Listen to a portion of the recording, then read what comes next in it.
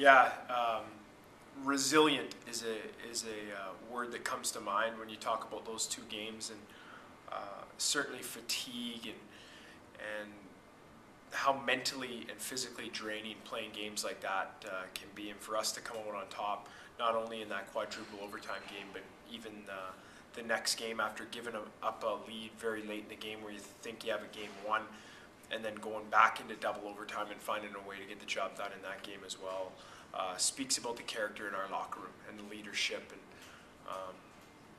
just real proud of the guys for battling through and finding a way to win those games when you're up against all odds, and fatigue mentally and physically is such a big part of those situations.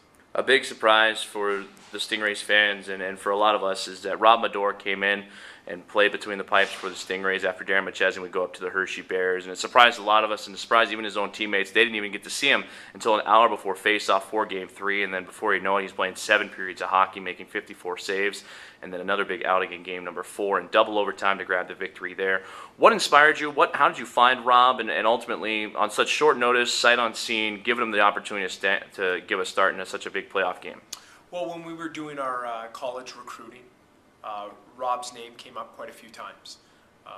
We weren't at the time looking for a goalie, so we weren't really actively pursuing goaltenders at the college level, but having talked to a lot of coaches, his name came up. Saw him play in Chicago, watched a couple of their games down the stretch, and he was very sharp, very good, and almost helped lead the Express into the playoffs.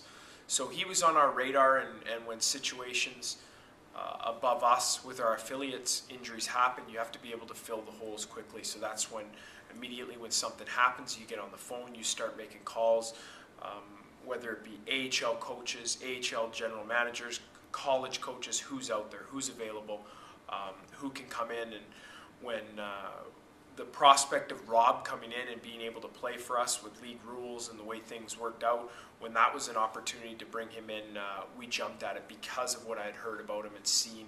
And as far as playing him, I know from talking to him on the phone, I was a little bit concerned about putting a goalie that's traveled all day, coming down from Vermont, not only driving, but then getting on a flight and coming into the game so close to game time. I felt very comfortable from talking to him. He seemed like a very level-headed guy, and a guy that didn't need to be at the rink 3 hours before doing all his little superstitious things. He said, look, I'm going to come in and play. I don't need a bunch of time to warm up. He's like, as long as I get a few shots in warm up, I should be good to go. And I felt comfortable. I thought that he gave us the best chance to win on Friday night, and that's why we went with Rob. And it's a credit to him.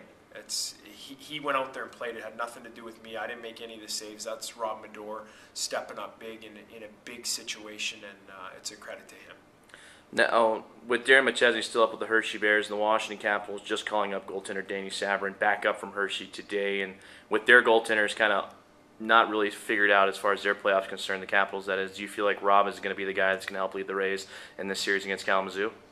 Well, we're comfortable with Rob. We thought he's done a great job, but we also have Billy Sauer, who's a good goalie at our level and showed down the stretch with a couple big wins and had some great performances against Greenville and Cincinnati in the last 10 games of the year. So it's a group thing here. We're talking about 22 guys strong, everybody contributing in their own way. Whether you're a healthy scratch one night and all of a sudden you might be plugged into the lineup and playing a big role. So we're comfortable with the guys that we have in that locker room. I love the group we have, and the goaltenders is no exception. We like our situation. Now facing Kalamazoo in the Eastern Conference Semifinals, a best of 7, and the Rays right back in it. Last time they were in the semifinals back in 2009 when you as a player went all the way to the Kelly Cup Finals and would win it.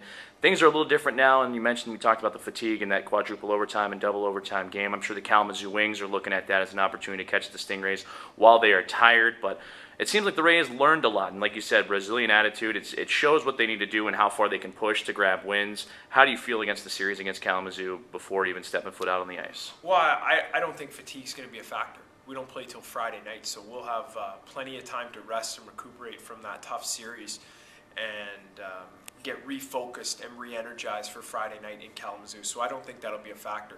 Now, looking at Kalamazoo, they're a very good team. They played for the Kelly Cup last year, made it all the way to the finals, won the Eastern Conference. They have a lot of veterans that know how to play in big playoff games and have got the job done. So we're going to have our hands full. It's a very good team up in Kalamazoo, and we're going to have to be at our best if we expect to win games, especially going up there in the first 2 games of the series.